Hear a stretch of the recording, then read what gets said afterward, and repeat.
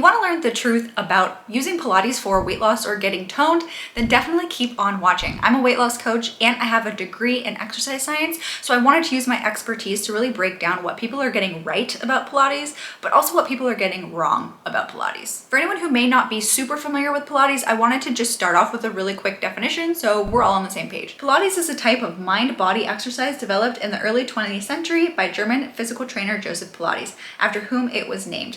Pilates called this method contrology. Pilates requires a lot of bodily control. I feel like all exercise does, but Pilates is really about using the body as a tool, and you can do that really efficiently when you focus in on your movement and almost like creating resistance within yourself. That's just how I personally would describe Pilates. And there's also two different kinds of Pilates that I see a lot of people talking about lately: reformer Pilates and mat Pilates. For this video, I'm kind of combining the two as just Pilates. Reformer Pilates, you're often going to have to go into a studio to utilize because I think the reformers are pretty expensive, but I'm seeing tons of creators putting out free mat Pilates workouts, which I really like. I'm never not going to be really excited to see exercise be more accessible for more people. But I do have some major beefs with Pilates and the rhetoric going on with it right now. The first one is all the claims going on about toning and spot reduction. And I would say the person who's most notorious for this is Pilates. She's kind of the Pilates queen, the OG,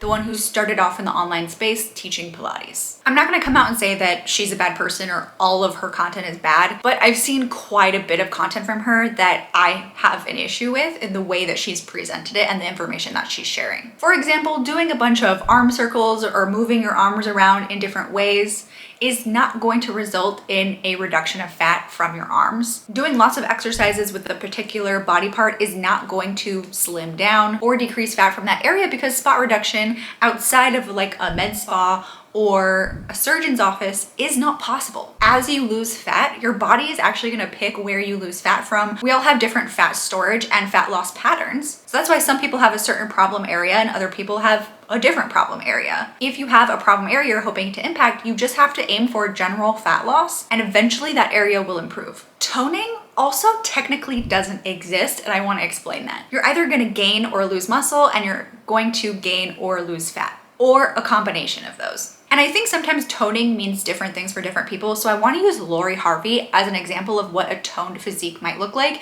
because I think her response at the Met Gala, I believe, about how she got her body using Pilates kind of increased interest in Pilates, and a lot of people are using her as body goals. So for the sake of this video, when I'm speaking about toning, this is kind of what I'm referencing. This or something close to this is usually what people are asking for when they want to be toned. And to achieve a toned physique actually really heavily depends on your starting physique. Like the way you're gonna go about achieving a toned physique depends on a lot of things, but a huge one is what you're currently working with. Muscle is required for that toned look, but so is being the right level of leanness. So if you're starting out with a lot of muscle, either enough to give you the toned look you're going for or too much, then your goal is probably going to be focused on just fat loss or maybe even a decrease in your muscle size. I will note that if you're at a higher body fat percentage, it can be difficult to tell how much muscle you have because your body fat is sitting on top of it. If you're not sure, I think your goal should definitely be at least maintaining the muscle that you currently have on your journey to that toned physique or while you're losing weight. If you don't have much muscle mass, but you're also not at your desired level of leanness, meaning your body fat percentage is higher than you want it to be, you'll want to lose body fat and gain muscle in order to achieve the toned look. If you're already relatively lean or happy with your level of leanness, then your goal will be gaining muscle only. So you can see why your starting physique has such a huge impact on how you will eventually achieve that toned look. So when it comes to Pilates, Pilates may be able to achieve that for you, but it may not for others. And my next beef will explain this in a little bit more detail. And that is that people have been comparing Pilates to other forms of exercise and claiming that Pilates is just better, without talking a lot about nuance. I've especially seen an uptick in people comparing Pilates to weightlifting. Most of what I'm seeing is that weightlifting is resulting in a more like puffier look. Maybe a little bit more bloated, maybe a little bit more bulky, but somewhere in that range. And I have to say that some of the before and after photos that I'm seeing of like before when they were weightlifting versus now when they're doing Pilates are pretty compelling looking. But here's why they may not be. This is gonna lend back to everything that I just explained about toning, but a lot of these people who are making these claims have spent quite a bit of time building their physique with weightlifting and then switching to Pilates. And because the Pilates craze is relatively new, a lot of these people are just starting off doing Pilates. So it hasn't been that long that they've stopped lifting. So I need to flag that Pilates didn't magically give them the physique that they're currently showing in their after photo. Weightlifting for years and then Pilates did. If they had just started off doing Pilates, their physique would probably look different than weightlifting first and then Pilates after. This gives me the same energy as influencers who track their macros or calories for years and then switch to intuitive eating and act like you would get the same result switching to intuitive eating without the same foundational base level of knowledge and experience with food and food awareness. Sure, they are doing intuitive eating, maybe, and getting a specific result from doing that, but it's not the same thing. If you start the same thing they're currently doing, but your background is very different, you may not get the same result and you won't have the same experience. One of the other major claims that I'm seeing about Pilates is actually one that I would put in the category of something that I like about Pilates and something that's true and I agree with.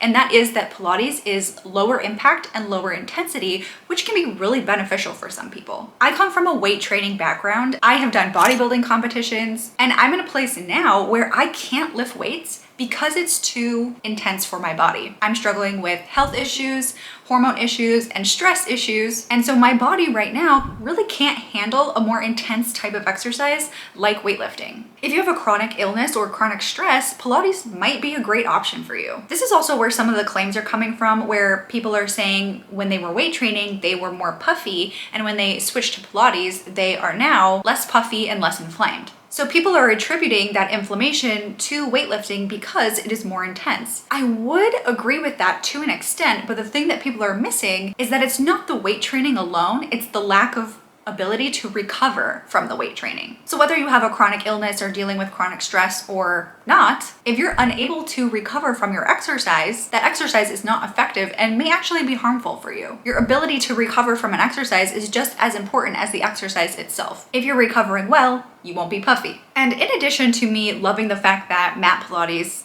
is really accessible right now, the fact that this is kind of a craze seems to be very motivating for some people. It's causing people to exercise more and even have more hope that even if they've failed in the past, this may be something that might get them the results they're looking for. And this kind of brings me to another beef that I have with Pilates, which is that as all of this discussion and this craze and praise of Pilates is going on, people are acting like Pilates is just better than other exercises, kind of as a blanket statement for everybody. This happens with all exercise crazes I've seen. I've seen tons of stuff on TikTok, like the one where everyone is just like bouncing their torso, hula hooping, you name it. Here's what's happening. When someone is claiming that they've finally been able to get results from an exercise when they never have in the past, thereby touting that exercise as more effective than anything else, what's really happening is they either finally found something that's enjoyable enough for them to stick to, or it's kind of a placebo effect where they've seen so many other people get results with it that they believe it will also get them results, which inspires them to stick to it, getting them the results. I don't necessarily have a problem with people getting results. Like, I really can't say that I ever could. I just think that blanket statements and giving exercises more power than they deserve can be harmful for some. If someone tries it and they don't get the results they're looking for, they could look